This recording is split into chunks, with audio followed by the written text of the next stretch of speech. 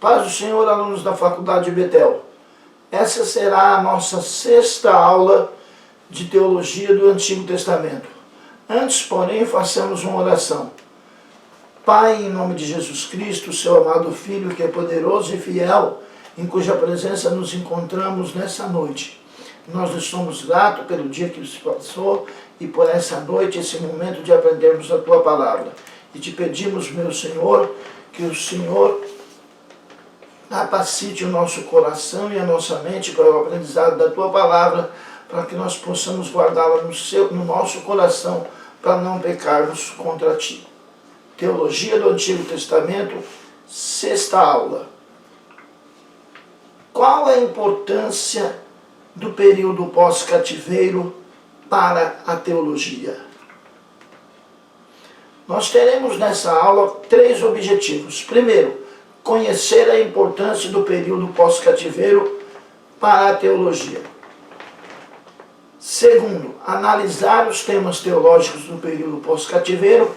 E terceiro, aprender com os exemplos do período pós-cativeiro. Nas aulas passadas, nós estudamos os temas teológicos dos períodos da teocracia, sobre os juízes, que abrange os livros de Josué, Juízes e Ruth. Estudamos também o período da monarquia, sobre Saul, Davi e Salomão, abrangendo também o período do reino dividido de cativeiro, contendo os relatos do reino de Judá e Israel. Israel foi levado para o cativeiro para a Síria e Judá para a Babilônia. Compreende esse período da monarquia que nós já estudamos, os livros de 1 Samuel e 2 Samuel, 1 Reis e 2 Reis, 1 Crônicas e 2 Crônicas.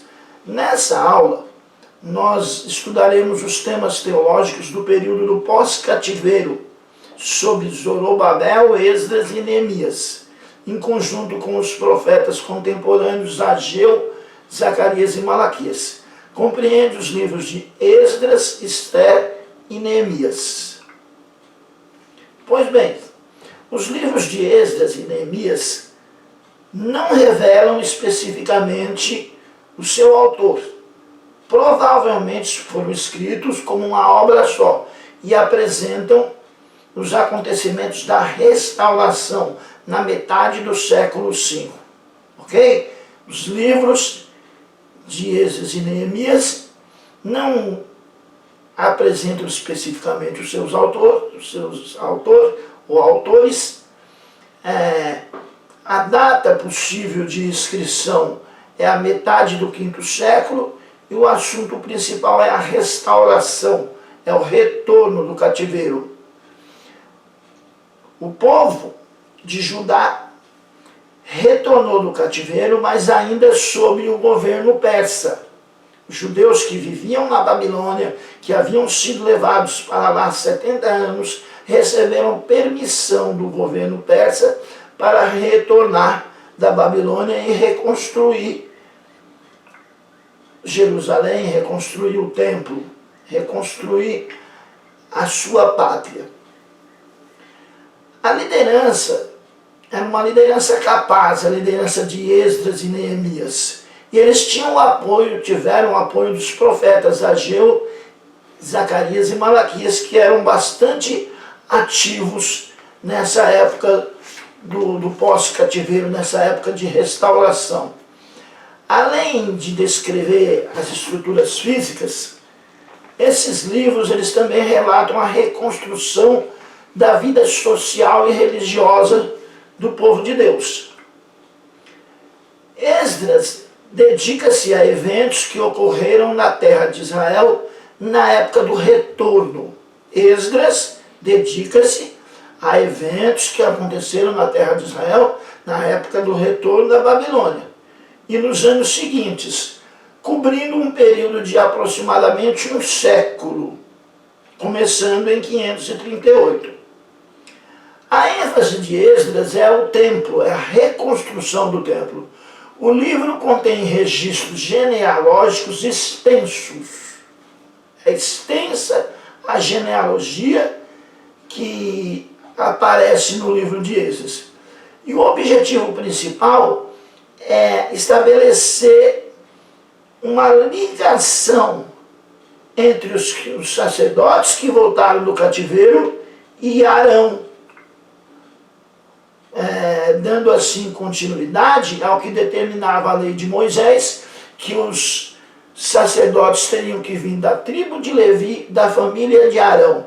Então a finalidade de aparecer, uma das principais finalidades de aparecer essa genealogia no livro de Esdras é apresentar essa ligação entre os que retornaram do cativeiro e o sacerdote Arão. Já o livro de Neemias continua a história do regresso de Israel, continua de onde Esdras para.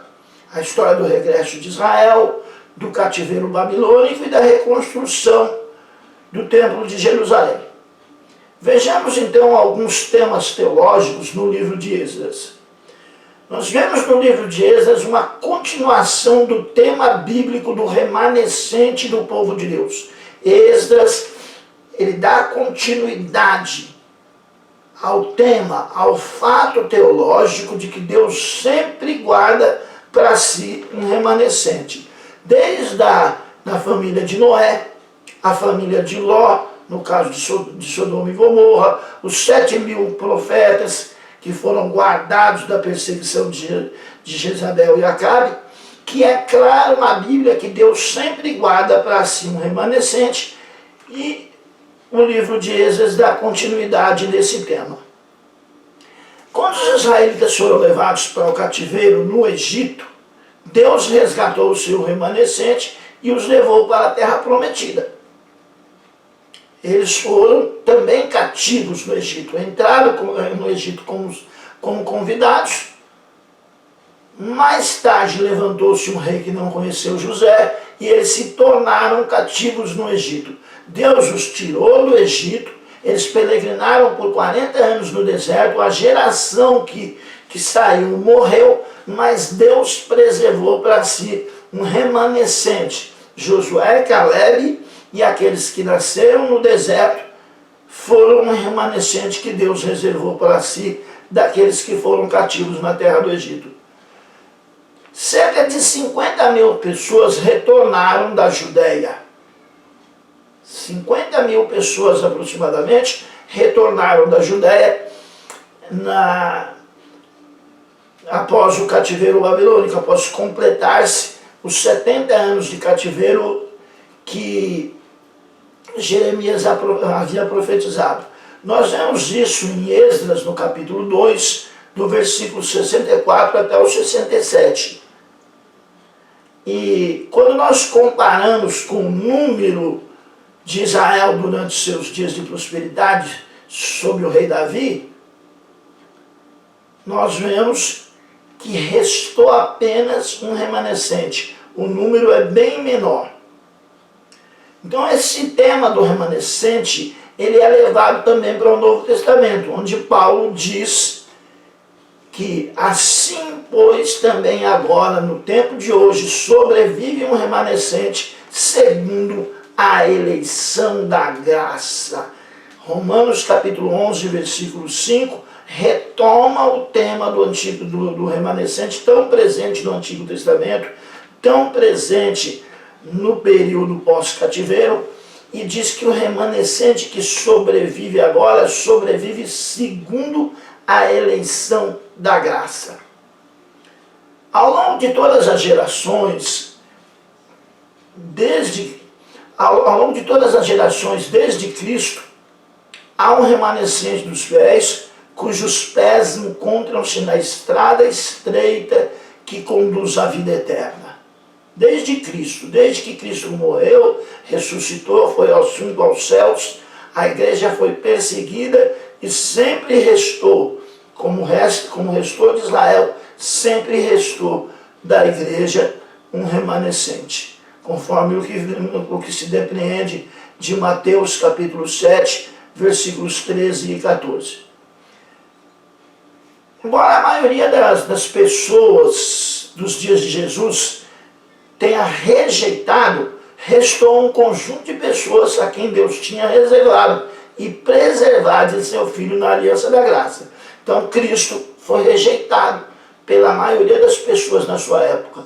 Mas Deus, dentre essas pessoas, retirou para si um remanescente. Este remanescente que creu em Cristo, ele será preservado pelo poder do Espírito Santo, que o selou. O Espírito Santo os selou. E selar aí não é batismo com o Espírito Santo, não. É selar para a salvação. E o Espírito Santo os selou e vai entregá-los com segurança no último dia, segundo o que se depreende de 2 Coríntios capítulo 1, versículo 22 e Efésios capítulo 4, versículo 30. Por isso o apóstolo Paulo diz: não entristeçais ao Espírito Santo, no qual fostes selados para o dia da redenção. O livro de Esdras é uma crônica de esperança e restauração. É um livro escrito para nos dar esperança na restauração. Para o cristão cuja vida é marcada pelo pecado e rebelião contra Deus, existe grande esperança que o nosso Deus é um Deus de perdão. Ainda que as pessoas, ainda que mesmo crentes, vivam em rebelião contra Deus, vivam ora obedecendo, ora desobedecendo, ora em comunhão, ora em rebelião, nós temos a esperança do perdão do nosso Deus, que é misericordioso, que pode nos conduzir ao arrependimento, criando em nós um coração quebrantado e nos levar ao perdão, segundo o que diz a primeira carta de João, capítulo 1, versículo 9. O retorno dos israelitas a Jerusalém, 70 anos depois, o retorno a Jerusalém e a reconstrução do templo se repetem na vida de cada cristão que retorna do cativeiro do pecado. Assim como Israel voltou do cativeiro babilônico e reconstruiu o templo, na vida de cada cristão retorna do cativeiro do pecado para uma nova vida e tem um reencontro com Deus em Cristo. Não importa quanto tempo estamos afastados, não importa quanto tempo o homem esteja afastado de Deus. Deus ele está pronto para nos perdoar e receber de volta na sua família. Deus está disposto a nos mostrar como reconstruir as nossas vidas e ressuscitar nossos corações, onde se encontra o templo do Espírito Santo. Então, assim como o povo retornou do cativeiro, reconstruiu o templo, retomou a sua vida social e religiosa, nós temos um Deus pronto a nos levar, não importa quanto tempo nós estivemos fora da família de Deus, Ele é misericordioso para nos levar a reconstruir as nossas vidas, reconstruir o templo do Espírito Santo e nos dar um coração voltado para Ele, onde o Espírito Santo possa habitar. Tal como acontece a reconstrução do templo de Jerusalém, Deus, Ele superintende os trabalhos de renovação e a nova dedicação da nossa vida ao seu serviço. Assim como Ele supervisionou, assim como Ele dirigiu o trabalho da reconstrução do templo em Jerusalém, Ele dirige o trabalho da reconstrução da nossa vida, de cada um de nós como templo do Espírito Santo, para que nós possamos prestar um serviço a Deus, para que o Espírito Santo possa morar em nós. A oposição dos adversários de Deus no templo exibe um padrão típico do inimigo de nossas almas. O povo de Israel teve que enfrentar inimigos para reconstruir o templo. Só ler o livro de Neemias, nós vamos encontrar lá Tobias, Sambalate, Gesem, o arábico, os samaritanos em geral, como oposição, como adversários da reconstrução do templo. Da mesma maneira, Satanás é adversário da reconstrução da nossa vida, para que nós não voltemos a ser templo do Espírito Santo e para que os planos de Deus para a nossa vida sejam frustrados. Então é bem clara essa comparação do período pós-cativeiro, uma comparação teológica, uma comparação de relacionamento, porque teologia é a ciência que estuda o relacionamento de Deus com o homem. Então, o que nós vemos na teologia do Antigo Testamento, hoje em especial nos livros do pós-cativeiro, aplica-se perfeitamente à nossa vida cristã. Quando nós olhamos para Esdras, capítulo 4, versículo 2, descreve o discurso enganoso dos que pretendem adorar a Deus, mas cuja real intenção é derrubar e não construir. O joio no meio do trigo. Pessoas que querem trazer a divisão, trazer a destruição e não a reconstrução. Isso fica claro quando lemos Esdras capítulo 4, versículo 2. Todo o capítulo 4, em especial o versículo 2. Devemos estar em guarda, devemos estar prontos contra os enganadores. Não contra as pessoas, mas contra o espírito que atua nelas, para que elas venham ser enganadores. Nós precisamos responder a eles como os israelitas fizeram, e recusaram-se a ser enganados por suas palavras suaves e falsas profissões de fé. Quando eles se travestiram de fiéis, o povo que era realmente fiel recusou-se a ser enganado por eles. Então nós acabamos de ver temas teológicos no livro de Esdras. Vimos temas teológicos no livro de Esdras, o tema do remanescente e o tema da vigilância contra aqueles que querem prejudicar o bom andamento da obra de Deus. Vejamos temas teológicos no livro de Neemias. Neemias era um homem de oração, e orou fervorosamente pelo seu povo. Só nós lemos lá o capítulo 1 de Neemias, em especial o versículo de número 3, que nós vamos ser informados da vida de oração de Neemias. Ele era um intercessor zeloso pelo povo de Deus. Isso prefigura o nosso grande intercessor. Nosso grande intercessor é Jesus Cristo. A vida de intercessão de Neemias pelo seu povo prefigura a vida de intercessão de Jesus Cristo por nós. Jesus Cristo que orou fervorosamente pelo seu povo na oração sacerdotal, no capítulo 17 de João, e que ainda hoje está assentado à destra do Pai nos céus e intercede por nós, é prefigurado por Neemias. Ambos, Neemias e Jesus, tinham um amor ardente pelo seu povo. Deus, que derramava em oração pelo povo de Deus, eles se derramavam em oração diante do trono de Deus pelo seu povo. Tanto Neemias quanto Jesus. E Jesus ainda hoje faz isso, ainda hoje intercede por nós.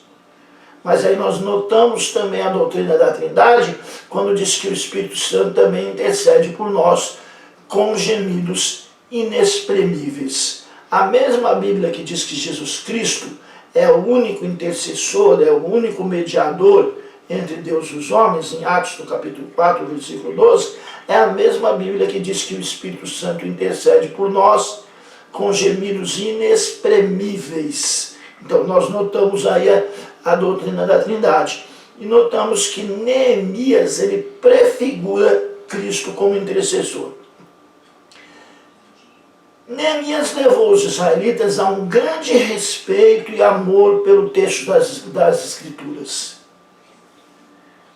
Ele ensinou, pelo exemplo, pela atitude, pela sua postura, a ter um grande amor pelas Escrituras.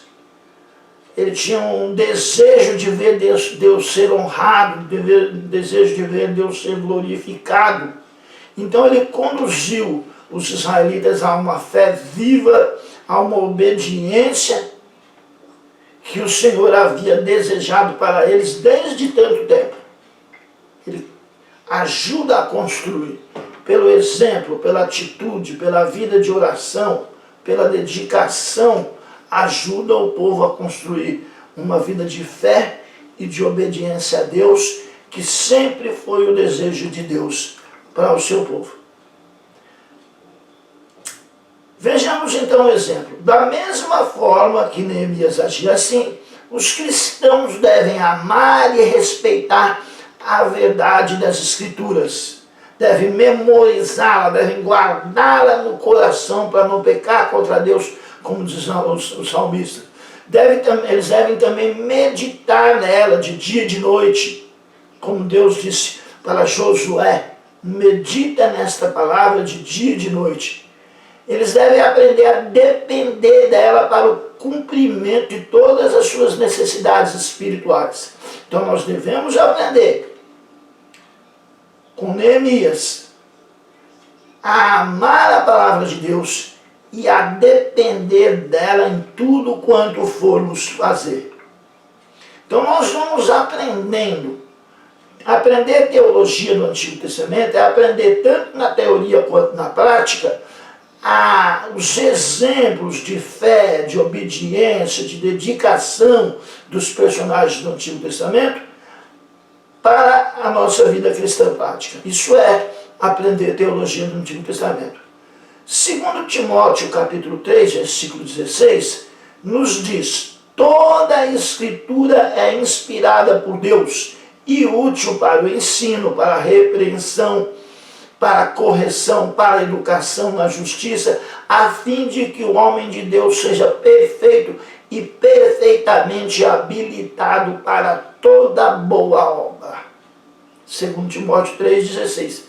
Toda a Escritura. Timóteo, quando ele diz toda a Escritura, ele está se referindo à lei, aos profetas e aos escritos, que é o cânon do Antigo Testamento hebraico, porque o Novo Testamento ainda estava sendo escrito. Então, quando ele se refere a toda a Escritura, ele refere-se ao cânon no Antigo Testamento hebraico e diz que ele é útil para nos instruir em justiça, para que possamos, como cristãos, praticar toda a boa obra.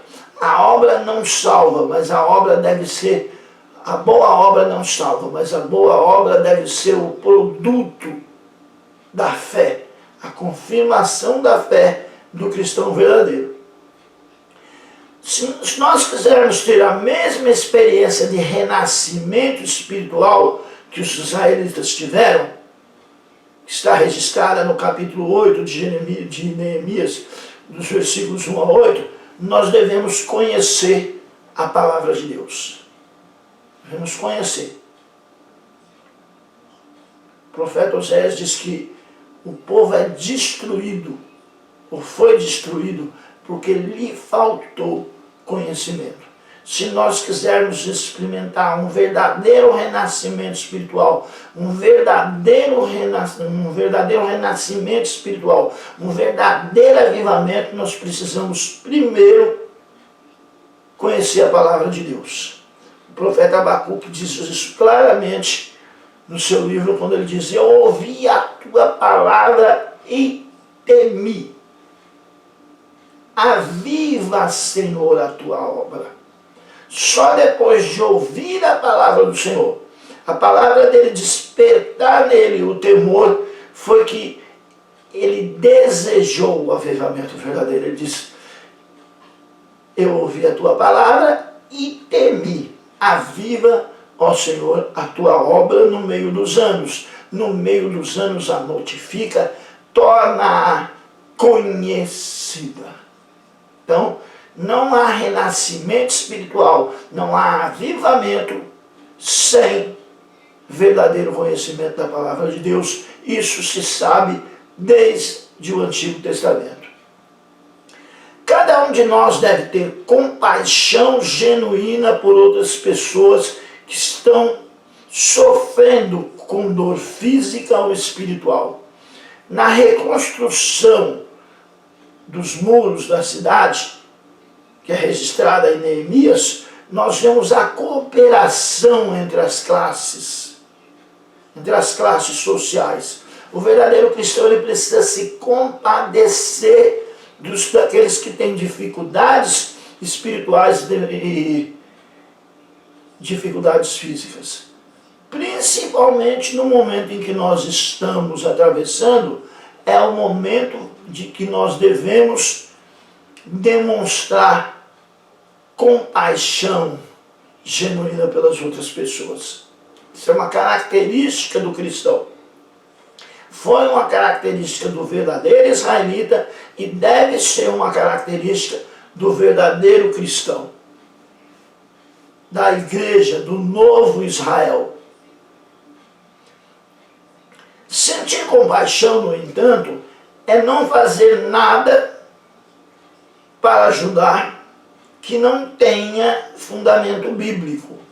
Nós devemos ajudar a ter compaixão, mas dentro de um fundamento bíblico.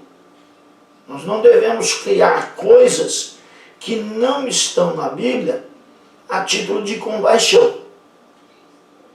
Devemos ajudar, devemos ter compaixão, mas sempre agindo à luz das Escrituras.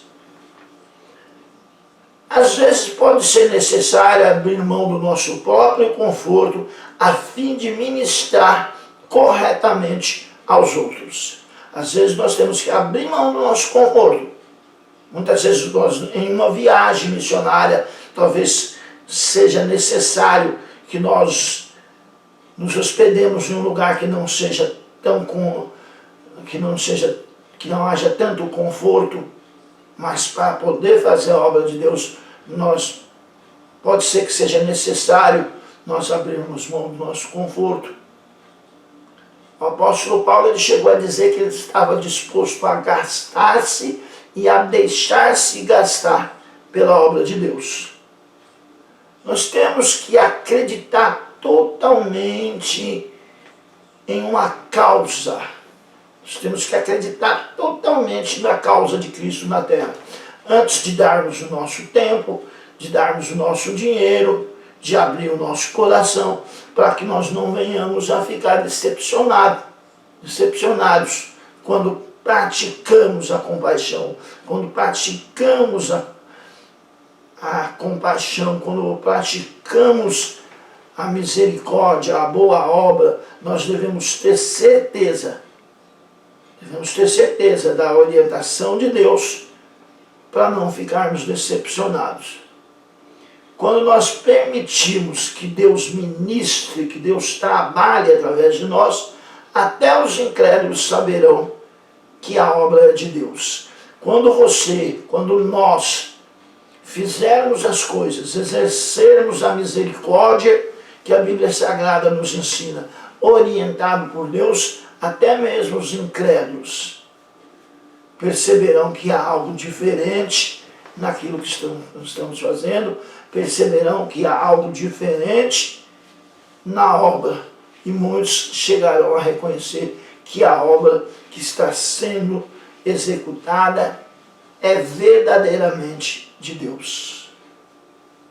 Então esses são os temas presentes, os temas teológicos presentes no livro de Neemias, nos livros de Esdras e Neemias. Vejamos o livro de Esther. O pequeno e fascinante livro de Esther demonstra o cuidado soberano de Deus. Deus é soberano. Demonstra a proteção de Deus. Deus é o Yahvé Jiré. É o Deus da providência. Então nós vemos já no início desse pequeno livro, pequeno e fascinante livro, a soberania de Deus, a proteção dele sobre o seu povo, mesmo quando eles estavam no exílio persa. Porque os fatos narrados no livro de Esther acontecem durante o exílio. O livro é um conto, mas não no sentido de um conto irreal. É um conto real, é um conto histórico e não mitológico, sobre a rainha Esther e o seu primo Mardoqueu. Ao contrário de qualquer outro livro, ele mostra que mesmo quando Deus está em silêncio, ele está trabalhando para cumprir as suas promessas para o seu povo. Nós não vemos nenhuma ação miraculosa de Deus, estrondosa de Deus. Nós não vemos o mar vermelho se abrir, nós não vemos as pragas do Egito, nós vemos um Deus em silêncio. Aliás, mais do que isso, o nome de Deus nem aparece no livro de Esther, porque se consideravam indignos de pronunciar o nome de Deus, porque haviam pecado e estavam no cativeiro. Então, ao contrário dos outros livros em que a presença de Deus chega a ser estrondosa, Deus em Esther está em silêncio. O livro de Esther ele não revela especificamente o nome de seu autor. As mais populares tradições são que Mardoqueu, um dos personagens principais do livro, tenha escrito o livro de Esther. Também apresentam-se como candidatos possíveis a ter escrito o livro Esdras e Neemias. Então, autoria incerta, probabilidades: Mardoqueu, Esdras e Neemias. Data aproximada entre 460 e 350 a.C. A finalidade do livro de Esther é mostrar a providência de Deus.